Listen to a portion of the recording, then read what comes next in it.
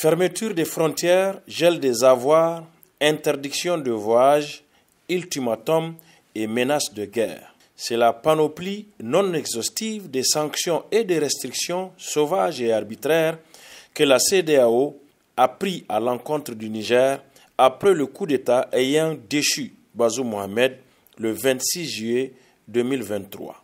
De mémoire d'homme, jamais un pays n'a été aussi asphyxié, piétiné, voire humilié pour avoir changé de régime, même par un coup d'État. Pour parler comme le philosophe Emmanuel Kant, dans l'attitude de la CEDEAO, il y a un scandale et une misère. Le scandale, c'est que toutes ces décisions n'ont aucune base légale. Aucun texte communautaire de 1975 à ce jour n'autorise, fût-elle la conférence des chefs d'État, à prendre de telles mesures. Nous sommes partisans de l'état de droit. L'état de droit prévoit quelque chose de très précis ici, il s'agit de l'appliquer. Les mesures de fermeture de frontières et tout le reste, Monsieur le Président, ça n'existe pas dans le traité de la CEDEAO. Voilà pourquoi nous, Niger, nous n'avons pas préconisé cela. La misère, c'est que la CEDEAO soutient qu'elle le fait dans l'intérêt de la démocratie. Un mensonge grotesque et honteux.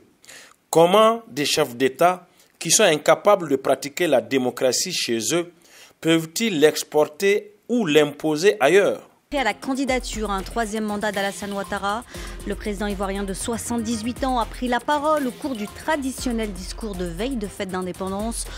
Je suis donc candidat à l'élection présidentielle du 31 octobre 2020.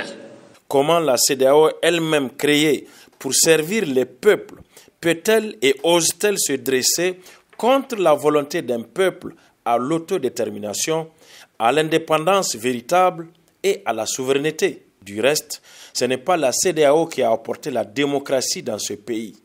C'est le peuple fier et digne du Niger qui, au prix du sang de ses enfants, a consenti à ce mode de gouvernance au début des années 1990. Où était la CEDEAO? Aujourd'hui encore, c'est ce même peuple qui aspire au changement. Et si le changement devrait arriver par le CNSP, fer de lance de l'armée nationale, des militaires, ses fils et filles des communautés et des familles nigériennes, le peuple applaudit des deux mains. Et cela s'est démontré dans la rue chaque jour depuis le 26 juillet 2023.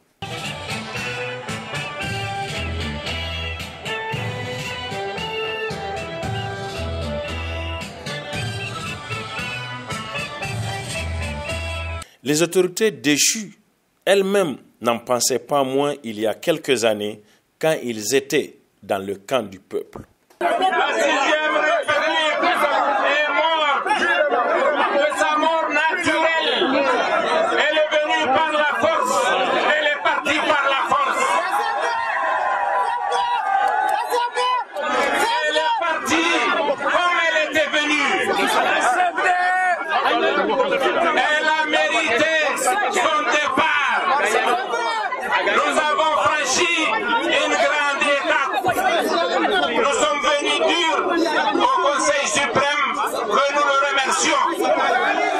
Nous avons accueilli ce coup d'État avec beaucoup de soulagement et nous soutenons sans équivoque l'action des forces armées nigériennes.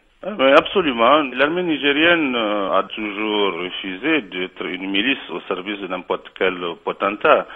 Donc elle est dans la société, tous les traumatismes qu'il y a dans cette société sont reflétés aussi dans l'armée. Donc nous n'avons aucune raison de douter de leur bonne foi.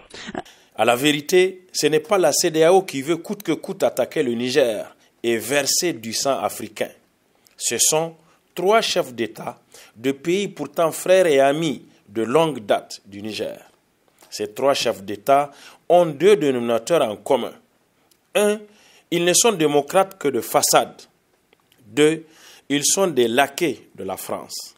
Le premier, Patrice Talon, président du Bénin voisin, avait trouvé refuge en France quand il a fui son pays, recherché qu'il était pour tentative d'assassinat par empoisonnement du président de l'époque, M. Yahi Boni. Puis, devenu président, Alors qu'il a juré de ne faire qu'un seul mandat à la tête du pays, le voilà à son second mandat, non sans avoir muselé toute voix dissonante et discordante dans son pays. Des militaires qui avancent en tirant à balles réelles. Voici les images qui nous parviennent de Cotonou. Des vidéos montrant des hommes en sang ou à terre.